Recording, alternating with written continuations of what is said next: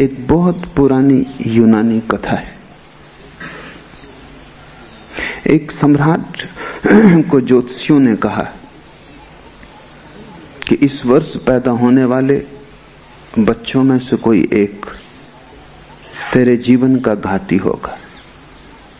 ऐसी बहुत कहानियां हैं संसार के सभी देशों में। कृष्ण के साथ भी वैसी कहानी जुड़ी है और जीसस के साथ भी वैसी कहानी जुड़ी है, लेकिन यूनानी कहानी का कोई मुकाबला नहीं। सम्राट ने जितने बच्चे उस वर्ष पैदा हुए सभी को कारागृह में डाल दिया, मारा नहीं, क्योंकि सम्राट को लगा कोई एक इनमें से हत्या करेगा और सभी की हत्या मैं करूं, ये तो महापातक हो जाएगा।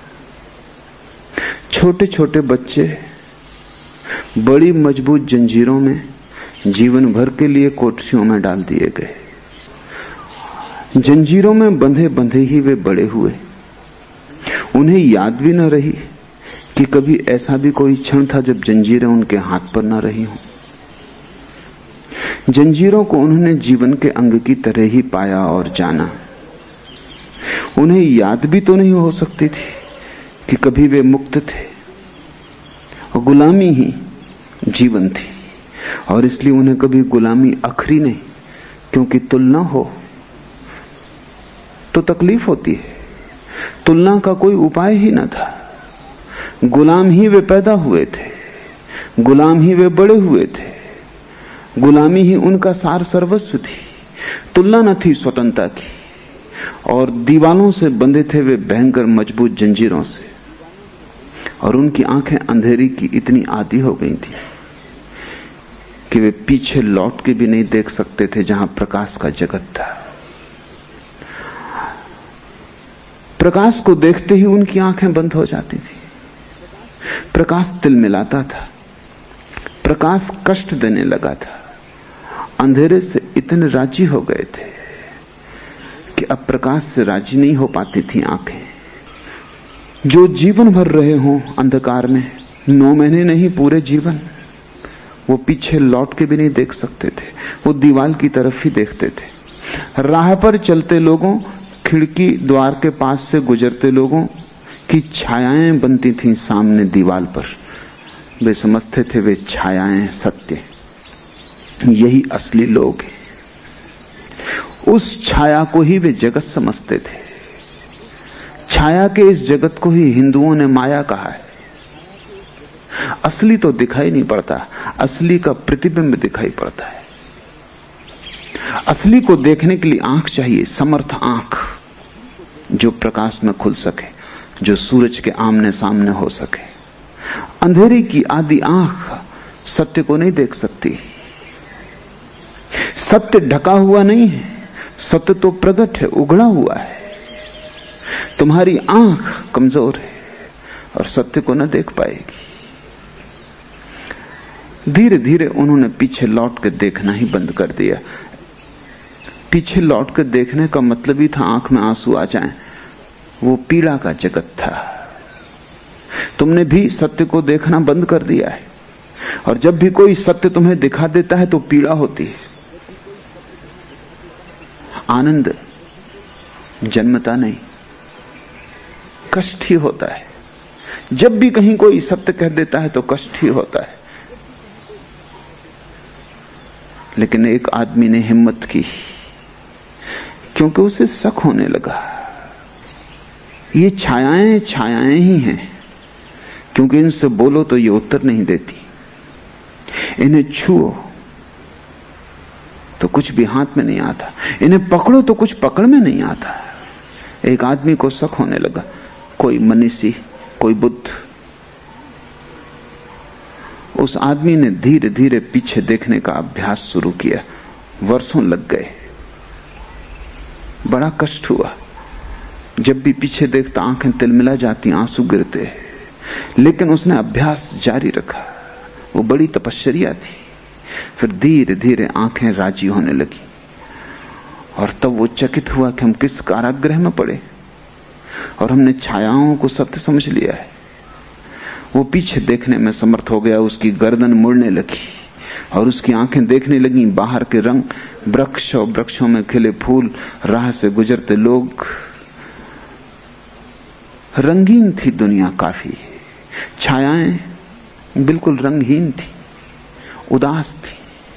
बाहर उत्सव था, छायाओं में कोई उत्सव पकड़ में नहीं आता था। बच्चे नाचते गाते निकलते थे, छायाएं तो बिल्कुल चुप थी। वहां वाणी न थी, वहां मुखरता न थी। बाहर पीछे छिपा हुआ असली जगत था। उस आदमी ने धीरे धीरे इसकी चर्चा दूसरे कैदियों से शुरू की। बाकी कैदी हंसने लगे कि तुम्हारा दिमाग खराब हो गया है। हम तो सदा से यही सुनते आए हैं कि यही सत्य है जो सामने है, और हम तो पीछे मुड़ के देखते हैं तो कुछ दिखाई नहीं पड़ता सिवाय अंधकार के। जब आंख बंद हो जाए तो सिवाय अंधकार के कुछ भी दिखाई नहीं पड़ता। जरूरी नहीं है कि अंधकार हो सकता है सिर्फ आंख बंद हो जाती हो, लेकिन दोष कोई अपने ऊपर कभी लेता नहीं। तो कोई ये तो मानता नहीं कि मेरी आंख बंद हो सकती है इसलिए अंधकार है। लोग मानते हैं अंधकार है इसलिए अंधकार है। मेरी आंख और बंद हो सकती, ये कहीं संभव है? हम अपनी आंख तो सदा खुली मानते हैं, अपना हृदय तो सदा प्रेम से भरपूर मानते हैं, अपनी प्रज्ञा तो सदा प्रज्वलित मानते हैं, अपनी आत्मा तो सदा जागृत मानते हैं, और यही हमारी भ्रांतियों की जड़ है। फिर कैदियों की संख्या बहुत थी, वो अकेला था। लोकतंत्र कैदियों के पक्ष में था, बहुमत उनका था, और उन्होंने कहा कि अगर ऐसा ही है तो सबकी सलाह ले ली जाए। एक भी मत मिला नहीं उस आदमी को, और लोग खूब हंसे और खूब मजाक की उन्होंने। धीरे धीरे वो उस आदमी को पागल मानने लगे। वही कबीर कह रहे हैं, सगरी दुनिया भई सयानी, एक मैं ही बौराना। उस आदमी को अगर कबीर का पद याद होता तो उसने भी कहा होता, सब लोग सयाने, सिर्फ मैं एक पागल हूं। और सिर्फ वो एक ही सयाना था। लेकिन जहां अंधों की भीड़ हो वहां आंख वाला पागल हो जाता, जहां मूढ़ों की भीड़ हो वहां बुद्धिमान पागल हो जाता है। जहां बीमारी ही स्वास्थ्य समझी जाती हो वहां स्वस्थ आदमी का लोग इलाज कर देंगे पकड़ के। स्वाभाविक है, क्योंकि लोग अपने को मानदंड समझते हैं। और फिर जब बहुमत उनके साथ हो, बहुमत नहीं सर्वमत उनके साथ हो, उस एक आदमी को छोड़ के सभी उनके साथ थे, तो संदेह भी कैसे पैदा हो। लोग हंसे, मजाक की, उसे पागल समझा, उसका तिरस्कार किया, उसकी उपेक्षा की। धीरे धीरे लोगों ने उससे बातचीत बंद कर दी, क्योंकि वो बेचैनी पैदा करता था। बेचैनी पैदा करता था क्योंकि कभी कभी संदेह उनके मन में भी उठाता था कि हो ना हो, कहीं ये आदमी सच ना हो। क्योंकि अगर ये आदमी सच है तो उनकी पूरी जिंदगी बेकार गई। बड़ा दांव है, ये आदमी गलत होना ही चाहिए, नहीं तो उनकी पूरी जिंदगी गलत होती। और कोई भी आदमी नहीं चाहता कि उसकी पूरी जिंदगी गलत सिद्ध हो, क्योंकि इसका अर्थ हुआ तुमने यूं ही गंवाया, तुमने अवसर खो दिया। तुम मूढ़ हो, अज्ञानी हो, मूर्छित हो। अहंकार ये मानने को तैयार नहीं होता। अहंकार कहता है मुझसे ज्ञानी और कौन, मुझसे समझदार और कौन। ऐसे अहंकार रक्षा करता अज्ञान की। अहंकार रक्षक है अज्ञान के ऊपर। उसके रहते अज्ञान का किला पराजित न होगा, तोड़ा न जा सकेगा।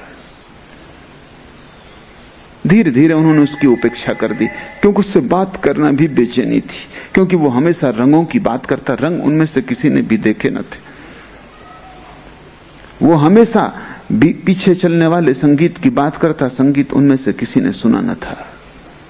उनकी सब इंद्रियां पंगु हो गई थी। और धीरे धीरे वो आदमी कहने लगा कि ये जंजीरें हैं जिनको तुम आभूषण समझे हुए हो। आखिर कैदी को भी सांत्वना तो चाहिए, तो वो जंजीरों को आभूषण समझ लेता है। आखिर कैदी को भी जीना तो है, तो कारागृह को घर समझ लेता है। न केवल समझ लेता है बल्कि भीतर से सजा भी लेता है, ताकि पूरा भरोसा आ जाए अपना घर है। जंजीरों पर कैदियों ने फूल पत्तियां बना ली थी। जंजीरों को घिस घिस के वो साफ किया करते थे, क्योंकि जिसकी जंजीर जितनी चमकदार होती वो उतना संपत्तिशाली समझा जाता था। जिसकी जंजीर जितनी मजबूत होती वो उतना धनी समझा जाता था। जिसकी जंजीर जितनी बजनी होती उसकी उतनी ही संपदा थी, स्वभाव था। अगर जंजीर कमजोर होने लगे तो वो उसे सुधार लेते थे, क्योंकि जंजीर ही उनका जीवन थी। और जंजीर को उन्होंने जंजीर कभी माना न था, वो आभूषण था। वही तो एकमात्र सजावट थी उनके शरीर पर, और तो कोई सजावट न थी। धीरे धीरे इस आदमी को समझ में आने लगा कि आभूषण नहीं जंजीरें हैं, क्योंकि उसे स्वतंत्रता के जगत की थोड़ी झलक मिलनी शुरू हो गई। एक किरण उतर आई अंधेरे में, सूरज का संदेश आ गया। अब इस अंधेरे घर में, इस अंधेरे कारागृह में रहना मुश्किल हो गया। धीरे धीरे उसने जंजीर को तोड़ने की व्यवस्था कर ली। असली सवाल तो भीतर की जंजीर का टूट जाना है, बाहर की जंजीर बहुत कमजोर है। अगर तुम बंधे हो तो भीतर की जंजीर से बंधे हो। भीतर की जंजीर है, जंजीर को आभूषण समझना है। एक बार उसे समझ में आ गया कि आभूषण नहीं, आधी तो मुक्ति हो ही गई। उसी दिन से उसने जंजीरों को घिसना बंद कर दिया, साफ करना बंद कर दिया, सजाना बंद कर दिया। लोग समझने लगे कि जीवन से उदास हो गया है, जैसा कि आमतौर से सन्यासी के लिए संसारी समझते हैं। उदास हो गया बेचारा, उनके भाव में एक बेचारेपन की प्रतीति होती। जिंदगी में हार गया, शायद पाया कि अंगूर खट्टे, छलांग पूरी न हो सकी, कमजोर था। हम पहले से ही जानते थे कि कमजोर है, और आज नहीं कल थक जाएगा और संघर्ष से अलग हो जाएगा। कायर है।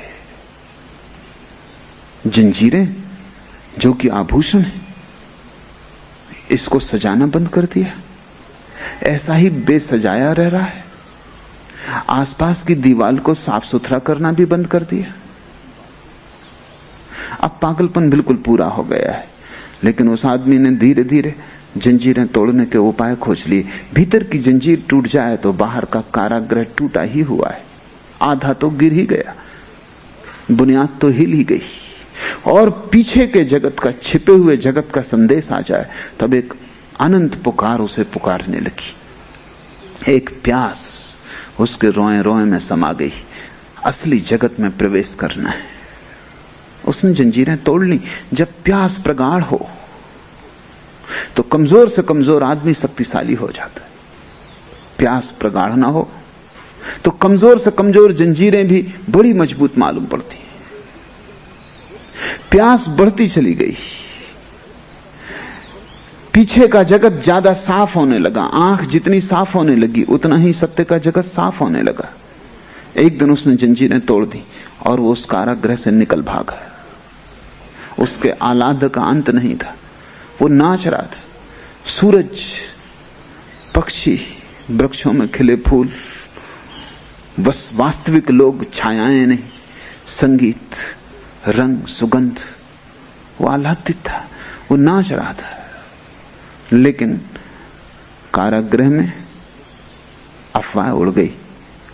हम जानते थे कि आज नहीं कल वो जीवन के संघर्ष से भाग जाएगा। एस्केपिस्ट, पलायनवादी, भगोड़ा। संसारी हमेशा सन्यासी को यही कहता रहा। उसने साधारण सन्यासी को कहा हो ऐसा नहीं, महावीर बुद्ध को भी भगोड़ा ही कहा है। तो भाग गए। ये अपने को बचाने की तरकीब है। ये अपने को सांत्वना देने की तरकीब है कि हम कायर नहीं, और तुम कायर हो इसलिए तुम वहां हो जहां तुम हो। ये अपने को समझाने की तरकीब है, हम कोई पलायनवादी नहीं, हम तो जीवन के संघर्ष में जूझेंगे और तुम्हें जीवन का भी पता ही नहीं, और जिससे तुम जूझ रहे हो वो केवल छाया का जगत है। असली जूझने वाले जीवन से जूझते हैं। थोड़े दिन चर्चा रही, फिर लोग भूल गए। लेकिन उस आदमी के जीवन में एक नई बेचैनी का प्रारंभ हुआ। जितना उसने बाहर की मुक्ति और आनंद को जाना, जितना उसने सत्य को अनुभव किया, उतनी ही एक नई महाकरुणा, एक दुर्दम्य करुणा पैदा होने लगी। लौट जाए कारागृह में और खबर दे दे उन सब लोगों को। थोड़े दिन तो उसने इसे समझाया अपने को कि वे सुनेंगे नहीं, और बहुमत उनका है। वे फिर हंसेंगे, वे भरोसा ना करेंगे, क्योंकि अंधकार में रहते रहते लोग श्रद्धा भूल ही जाते हैं। श्रद्धा तो प्रकाशवान चित्त का लक्षण है। अंधेरे में रहने वाले लोग संदेह में निष्णात हो जाते हैं। संदेह अंधकार का हिस्सा है, श्रद्धा प्रकाश का। इसलिए तो समस्त ज्ञानियों ने श्रद्धा को सेतु माना है कि अगर अंधकार से प्रकाश की तरफ आना हो तो श्रद्धा के सेतु से गुजरना पड़ेगा। एक भरोसा चाहिए। भरोसे का मतलब इतना है कि जो मैंने नहीं जाना है वो भी हो सकता है। अगर तुम ये सोचते हो कि तुमने जो जाना है बस उतना ही है, तब तो यात्रा का कोई सवाल नहीं, बात समाप्त हो गई। बुद्ध आके सिर पीटे और कहें कि मैंने थोड़ा सा ज्यादा जाना है तुमसे, तो भी तुम मानोगे नहीं। संदेह का इतना ही अर्थ है कि मुझ पर सत्य समाप्त हो गया। मैंने जो जान लिया वही सत्य की भी सीमा है। मेरा अनुभव और सत्य समान है, ये संदेह है। श्रद्धा का अर्थ है मेरा अनुभव छोटा है, सत्य बहुत बड़ा हो सकता है। मेरा छोटा आंगन है, आंगन पूरा आकाश नहीं, बड़ा आकाश है। मेरी छोटी खिड़की है, लेकिन खिड़की का ढांचा आकाश का ढांचा नहीं। माना कि मैं खिड़की से ही झांक के देखता हूं तो भी खिड़की आकाश नहीं है। इतना जिसे ख्याल आ जाए, जिसे संदेह पर संदेह आ जाए, वो श्रद्धावान हो जाता है। वो बड़े से बड़ा संदेह है, ध्यान रखना। जिसे संदेह पर संदेह आ जाए, जो अपनी संदेह की प्रवृत्ति के प्रति संदिग्ध हो जाए, उसके जीवन में श्रद्धा का आविर्भाव हो जाता है। श्रद्धा का अर्थ है जानने को बहुत कुछ शेष है। मैंने थोड़े कंकड़ पत्थर बीन लिए हैं समुद्र के तट पर, लेकिन इससे समुद्र का तट समाप्त नहीं हो गया। मैंने मुट्ठी भर रेत इकट्ठी कर ली, लेकिन सागर के किनारों पर अनंत रेत शेष है। मेरी मुट्ठी की सीमा है, सागर की सीमा नहीं। मेरी बुद्धि की सीमा है, सत्य की सीमा नहीं।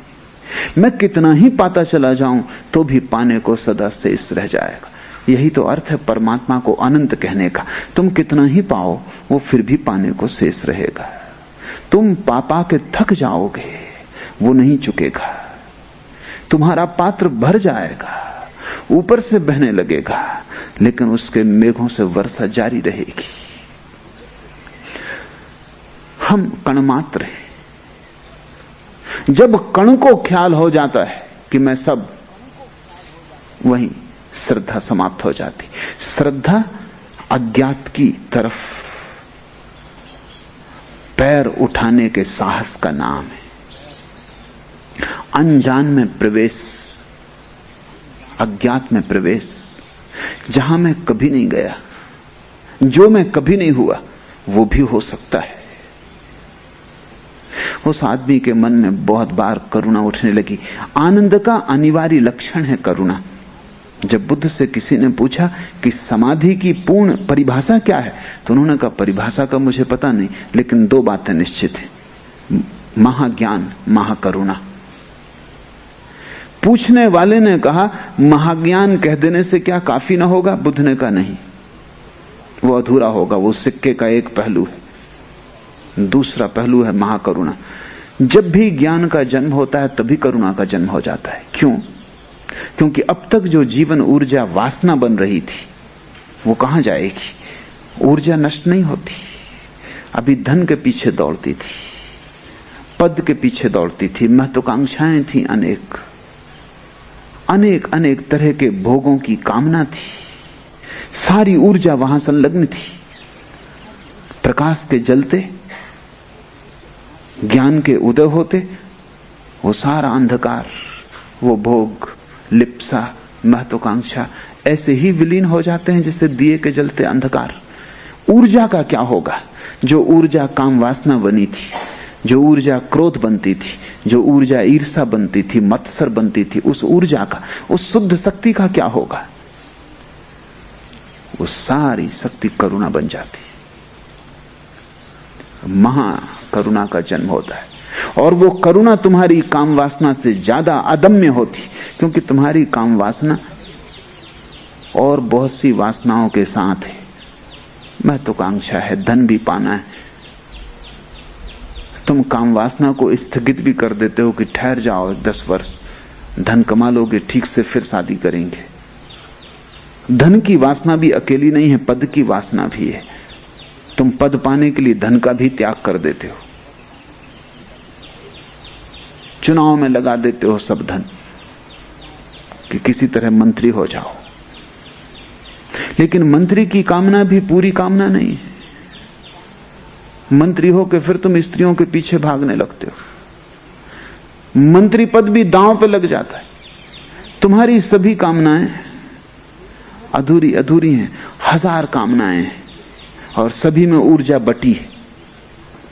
लेकिन जब सभी कामनाएं शून्य हो जाती, सारी ऊर्जा मुक्त होती, तुम एक अदम्य ऊर्जा के स्रोत हो जाते हो, एक प्रगाढ़ शक्ति। उस शक्ति का क्या होगा? जब भी आनंद का जन्म होता है, समाधि का जन्म होता है, सत्य का आकाश मिलता है, तब तुम तत्क्षण पाते हो कि वे जो पीछे रह गए उन्हें भी इसी खुले आकाश में ले आना है। तब तुम्हारा सारा जीवन, जो बंधे हैं उन्हें मुक्त करने में लग जाता है, जो कारागृह में हैं उन्हें खुला आकाश देने में लग जाता है, जिनके पंख जंग खा गए उनके पंखों को सुधारने में लग जाता है कि वे फिर से उड़ सकें, जिनके पैर जाम हो गए उनके पैरों को फिर जीवन देने में लग जाता है, ताकि लंगड़े चलें और अंधे देखें और बहरे सुन सकें। और तुम लंगड़े हो, तुम चले नहीं। यात्रा तुमने बहुत की है, लेकिन जब तक तीर्थ यात्रा ना हो तब तक कोई यात्रा यात्रा नहीं। तुम बहरे हो, तुमने सुना बहुत है, लेकिन वासना के सिवाय कोई स्वर तुमने नहीं सुना। और वासना भी कोई संगीत है। वासना तो एक शोरगुल है जिसमें संगीत बिल्कुल ही नहीं। वासना तो एक विसंगीत है जिससे तुम तनते हो, चिंतित होते हो, बेचैन परेशान होते हो। संगीत तो वो जो तुम्हें भर दे उस अनंत आनंद से, जहां सब बेचैनी खो जाती, जहां चैन की बांसुरी बजती है, और ऐसी बांसुरी कि उसका फिर कभी अंत नहीं आता। तुम अंधे हो, तुमने बहुत कुछ देखा है, लेकिन जो देखा है वो सब ऊपर की रूपरेखा है, भीतर का सत्य तुम नहीं देख पाते। शरीर दिखता है, आत्मा नहीं दिखती। पदार्थ दिखता है, परमात्मा नहीं दिखता। दृश्य दिखाई पड़ता है, अदृश्य नहीं दिखाई पड़ता। और अदृश्य ही आधार है दृश्य का, परमात्मा ही आधार है पदार्थ का। और आत्मा के बिना क्षण भर भी तो शरीर जीता नहीं। इधर उड़ गया पंखी, उधर शरीर जलाने को लोग ले चले। फिर भी तुमने सिर्फ शरीर देखा है और आत्मा नहीं देखी। अंधे हो तुम, पंगु हो तुम। जिसके जीवन में समाधि खिलती है वो भागता है उनको जगाने जो सोए, लेकिन उसे भी कठिनाई खड़ी होती। कुछ दिन तो उसने अपने को रोका, क्योंकि वो जानता है वे लोग हंसेंगे, क्योंकि वो जानता है वे सुनेंगे नहीं, क्योंकि वो जानता है कि उसका स्वागत नहीं होने वाला, अपमान और तिरस्कार होने वाला है, क्योंकि वो जानता है कि जो सदा से हुआ है वही फिर होगा। पत्थर और कांटों से स्वागत होगा, फूल मालाएं मिलने को नहीं। लेकिन अदम्य है करुणा, उसे रोका नहीं जा सकता। उस आदमी को भी तकलीफ हुई, बेचैनी होने लगी। कारागृह में जिनको छोड़ आया था उनकी याद आने लगी। वे ऐसे ही बंधे बंधे समाप्त हो जाएंगे। उनका जीवन ऐसे ही अंधकार में पैदा हुआ, अंधकार में ही खो जाएगा। कभी उनकी आंखें प्रकाश न देख सकेंगी। वे छायाएं ही देखते रहेंगे दीवार पर। वे जंजीरों को ही आभूषण मानते रहेंगे। उन्हें मुक्ति के पंख कभी भी न मिलेंगे। नहीं, भारी होने लगा उसका मन। जैसे मेघ जब भर जाते हैं तो बरसते हैं, ऐसे भारी होने लगा उसका प्राण, बरसने को तत्पर होने लगा। जैसे फूल जब भर जाता है गंध से तो खुल जाता है और गंध फेंक देता है चारों लोकांतर में, ऐसे उसके प्राण भी खिलने को तत्पर होने लगे। कोई अवश्य प्रेरणा उसे खींचने लगी वापस, जानते हुए वहां स्वागत नहीं होने को है। वो वापस लौट आया कारागृह में। लोग हंसने लगे। उन्होंने कहा, हमने पहले ही कहा था कि वहां कुछ भी नहीं है, सिर्फ छायाएं हैं जहां तुम जा रहे। आ गए वापस, आ गई बुद्धि, रास्ते पे आ गई बुद्धि। और उल्टा हमें समझा रहे थे कि हम भी तुम्हारे साथ चलें। हमें भी मूड बनाने की सोची थी, अब तो समझ आ गई। आ जाओ वापस, संभाल लो अपने आभूषणों को, यही एकमात्र जगत है और दीवाल पर बनती छायाएं ही सत्य हैं। ये सब सपने हैं रंगीनियों के, प्रकाश के, ये कल्पनाएं हैं और तुम अकेले नहीं हो। हम में से भी बहुतों ने ऐसे सपने देखे हैं और ऐसी कल्पनाएं की हैं। ये सब कविताएं हैं और लोगों की, सत्यों के लोगों की, मुक्त आत्माओं की, सिद्धों की, सब कल्पनाएं हैं, सब बकवास है। ये चालबाजों ने मूढ़ों को चूसने के, शोषण करने के उपाय बना रखे। धक से रह गया होगा वो आदमी, द्वार बंद है, इन्हें मुक्त करने आया है। लेकिन ये अपने कारागृह को अपना जीवन समझ बैठे।